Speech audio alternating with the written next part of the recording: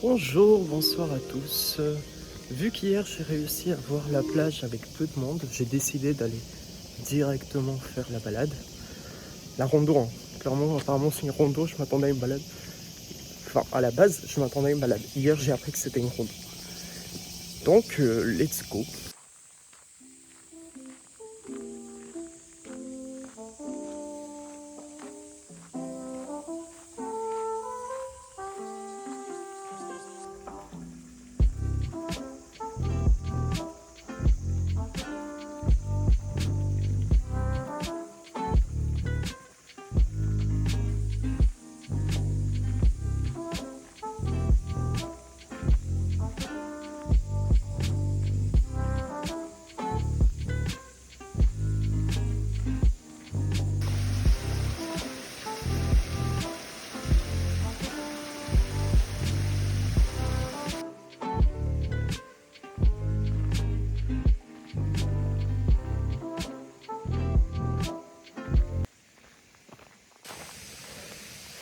Si vous avez regardé le dernier vlog, vous savez que un connard de daim a bouffé mon plan. Et du coup, en fait, depuis hier, j'ai pas de plan. Et ce matin, en pensant aller à la route la plus courte, je me suis en fait rendu à la route la plus longue. En pensant que j'aurais juste 1,5 km de dénivelé de montagne à faire, je me retrouve avec un 2,5. Ce qui est pas énorme non plus, donc ça ira. Mais il fait chaud et j'ai que ça comme eau. Je vous redis, hein. Bisous.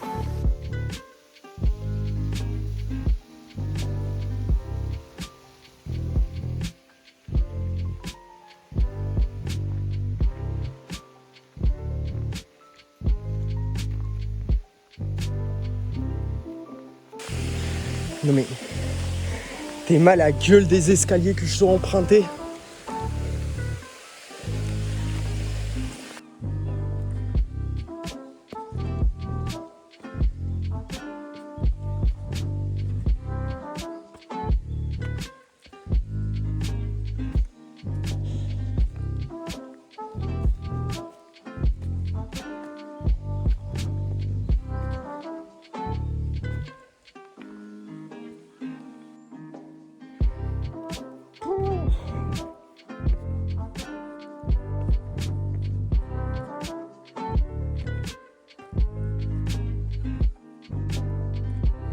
Non mais gros là, c'est quoi ce dénivelé? C'est même plus des escaliers, ça c'est juste une rampe là. Putain. C'était horrible. C'était horrible. Là je suis arrivé au temple qu'il y a en haut.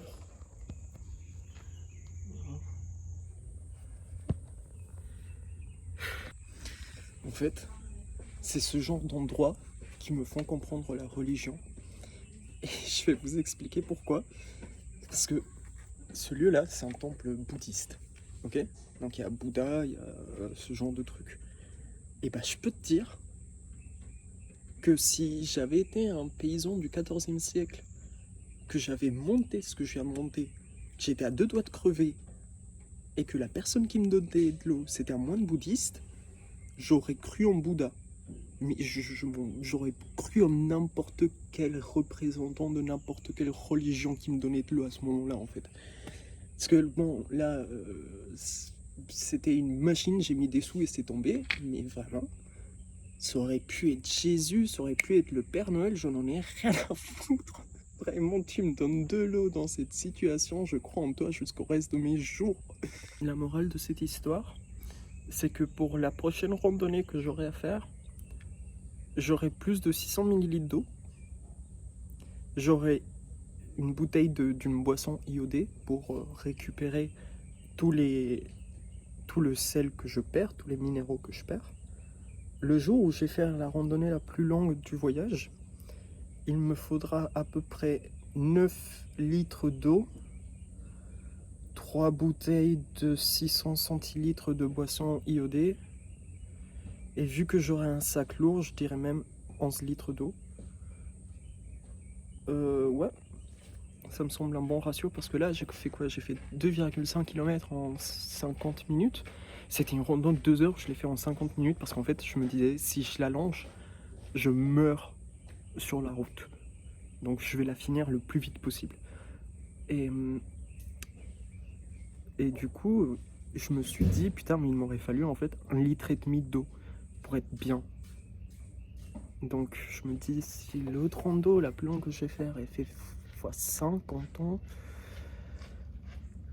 plus la chaleur, plus tout, ouais, 10 litres d'eau, ça me semble bien. Bien. Bon, maintenant que je suis plus à 2 doigts de crever, je vais quand même un peu filmer l'endroit parce que c'est très beau quand même.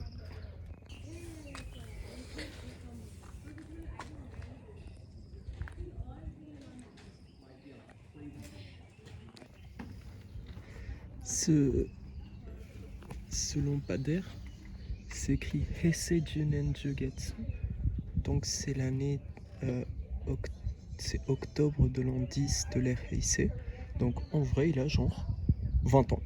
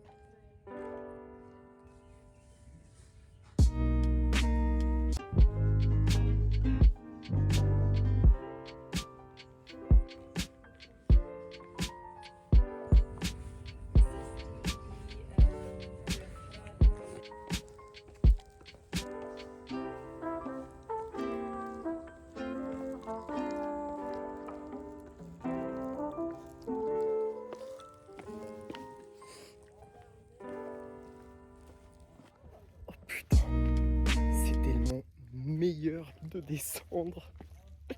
Descendre, je peux le faire toute la journée, il n'y a pas de souci. Vraiment, c'est pas facile.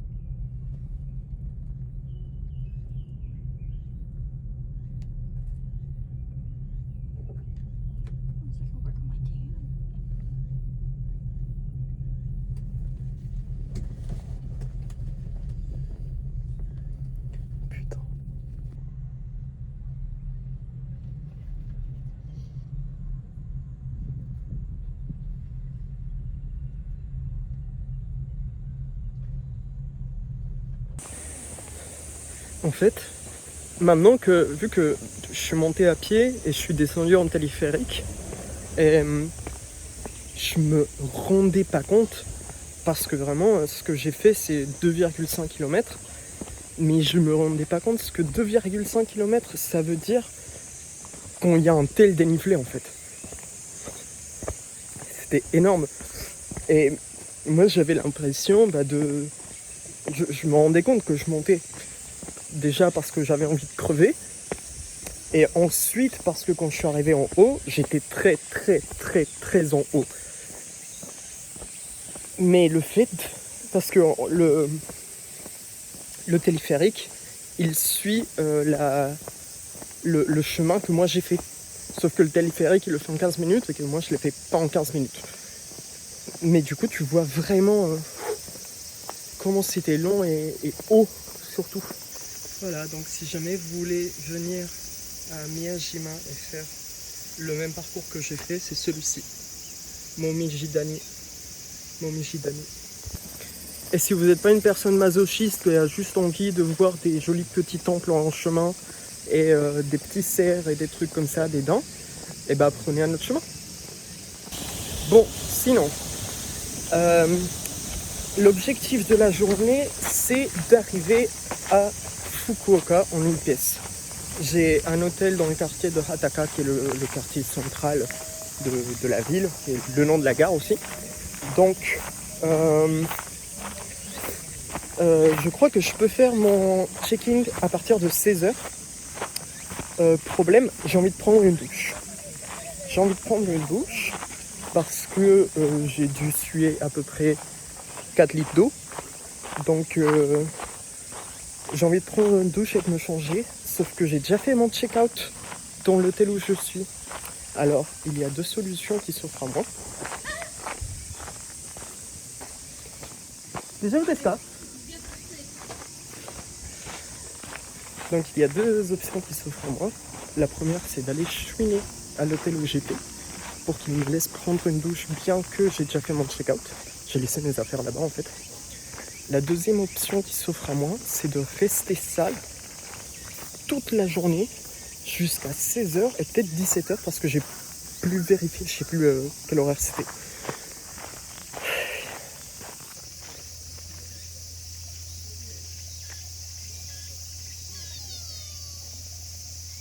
La muffée là. Salut. Alors mes cheveux sont mouillés, mon t-shirt est mouillé, mais c'est pas de la sueur, c'est de l'eau. Et ça c'est en plus. J'ai pu prendre ma douche.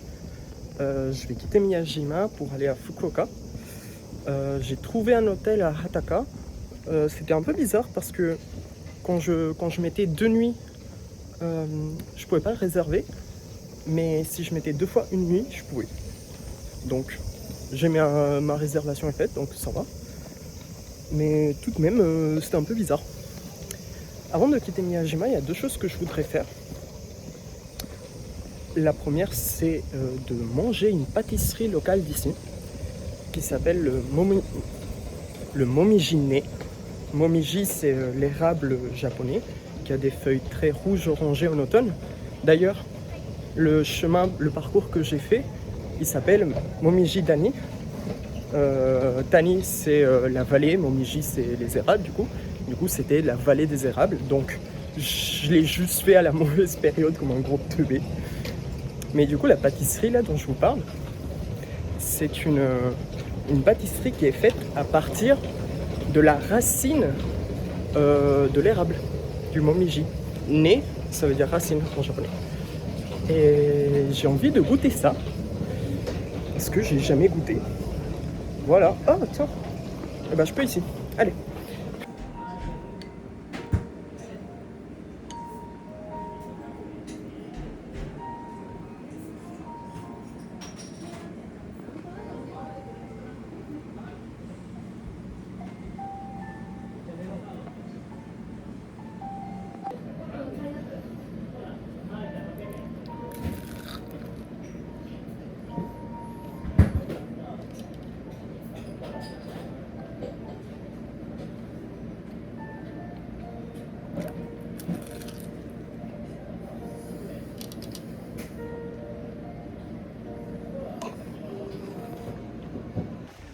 Bon, du coup, ce que j'ai mangé, c'était des soba avec des tempura d'huîtres. Et je suis le premier surpris. Les tempura d'huîtres, c'était bon.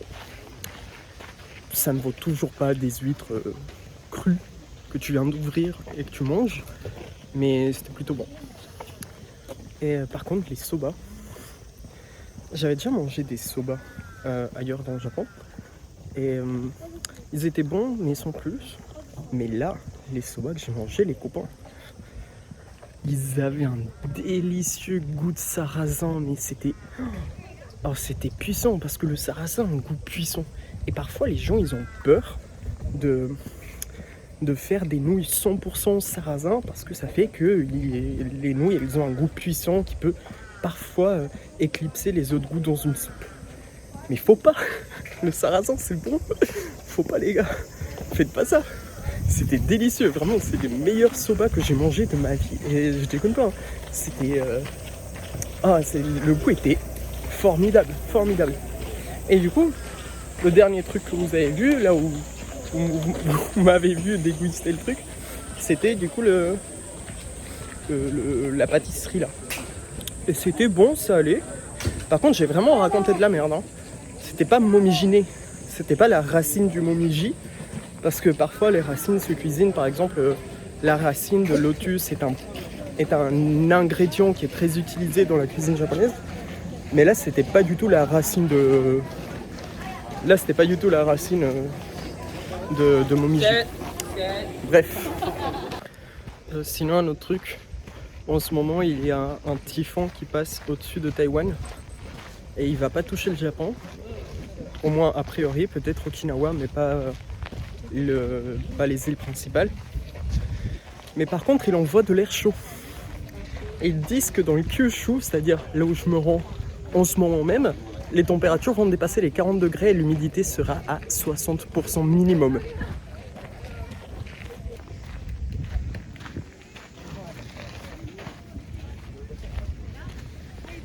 Tu marches avec moi? Tu veux marcher un petit peu avec moi? Allez, viens.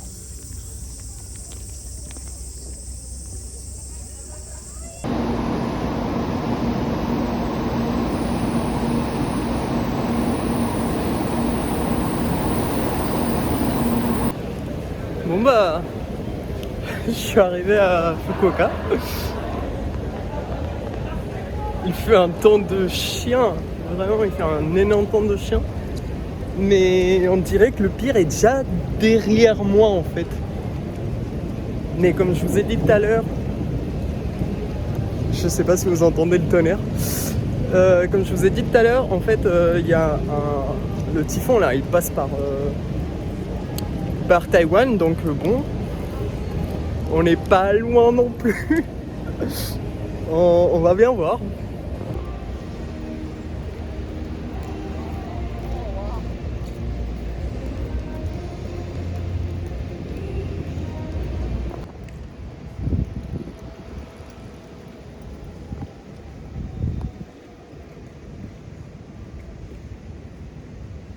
Je suis vraiment trop content parce que le temps que je rentre, que je m'installe, que je me repose un peu, que je monte une vidéo, que je la poste et tout, c'est-à-dire à peu près 1h30 en tout. Il est 18h, il fait soleil de fou, je suis trop content, je suis dans une nouvelle ville et il fait beau de malade. J'allais me promener, j'ai trouvé le lieu un peu... animé dans le coin, donc je vais aller un peu me balader là-bas et puis voir tout ça. En fait, ce que je viens de dire que je savais pas, avant Hakata et Fukuoka, c'était deux villes différentes, mais à un moment donné, le fait qu'elles grandissent très vite toutes les deux, elles ont fini par se assembler. Et du coup, Fukuoka aujourd'hui, c'est la ville... c'est le nom de la ville, et Hakata c'est plus qu'un quartier, mais c'est encore très connu. Et donc c'est le quartier dans lequel je suis.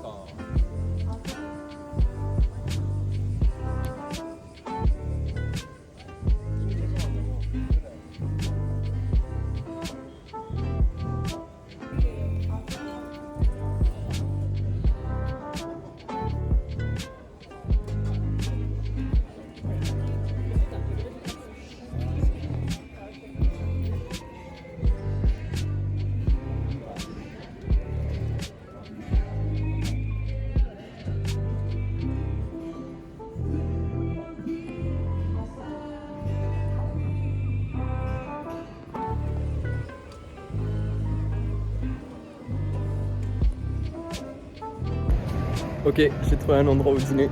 C'est un lieu dans lequel ils font du kuro ramen, qui est la spécialité de Osaka. Et je suis trop content de goûter ça. Je suis trop content de goûter ça. J'y vais de ce pas.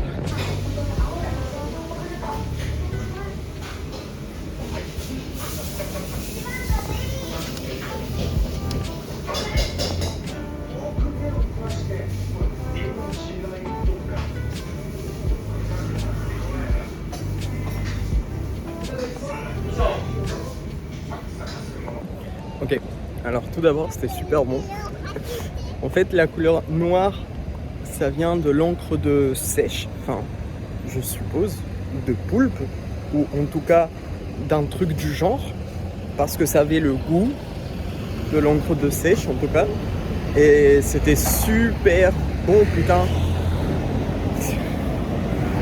En fait je me rends compte que plus ça va, plus mes vlogs ressemblent juste à du food tour, juste je montre les trucs que je bouffe et je dis waouh c'était banger. Et moi ça me va, hein. Je sais pas, je fais les vlogs pour moi avant tout donc voilà, mais ça me fait doucement rire comment mes vidéos prennent leur cours naturel, enfin prennent le cours naturel des choses. Donc oui, la bouffe, finalement la bouffe, tout revient à ça. Par contre, si j'ai une critique à donner par rapport au ramen que j'ai bouffé, même si je vous ai même pas donné le nom du resto et je sais même pas si un jour vous poserez les pieds à Fukuoka, mais bref, je suis très sérieux. Alors, je trouve qu'il n'était pas assez onctueux. Ils auraient pu ponctuer et réduire le goût très fort de l'encre de sèche avec en laissant mariner plus longtemps le bouillon pour qu'il devienne plus onctueux, pour qu'il s'évapore. Et sinon, autre chose, c'est que ils ont raté une occasion divine de faire un ramen de poisson ou de fruits de mer. Et je trouve que c'est con. Je veux dire, ils ont mis une vieille tranche de porc alors qu'ils auraient pu mettre des poissons, je sais même une sardine grillée, un maquereau, ça aurait été 1000 fois mieux que juste du porc comme ça. C'est presque de l'islamophobie. Enfin, les gars, remettez-vous en question au bout d'un moment. Vous avez l'occasion de faire un ramen, mais banger, aux fruits de mer, aux poissons. Surtout que je suis à Fukuoka, c'est pas comme si j'étais en plein milieu du Japon, dans les montagnes. Enfin, je veux dire, le poisson, c'est pas ce qui manque ici. Donc, pardon, je crève. Pourquoi est-ce que vous mettez une vieille tranche de porc là, frère? Ça n'a pas lieu d'être. Ce n'est pas le moment. C'est bon.